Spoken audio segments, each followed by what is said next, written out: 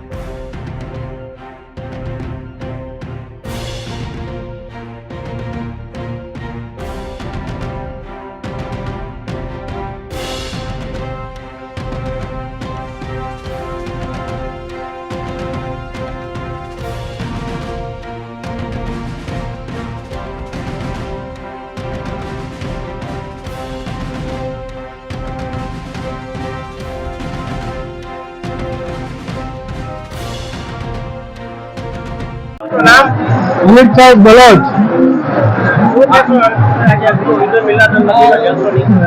हाँ, ईद मिलादुल नबी नो जलसो आज पारंपरिक लगभग 50 वर्षથી ઉપરના સમયથી નીકળે છે અને સુન્ની મુસ્લિમ જમાત ધોરાજી બહારપુરા ત્યાંની ઓફિસ પાસેથી લઈ હબીબગારના ફાટકથી લઈ મેન બજાર રહી અને ઠેઠ ચમાલી પાસ સુધી આ જલસો ત્યાં પૂરું થાય છે. આ લગભગ 50 ઉપર વર્ષથી આ જલસો સુન્ની મુસ્લિમ જમાત આયોજિત કાઢવામાં આવે છે.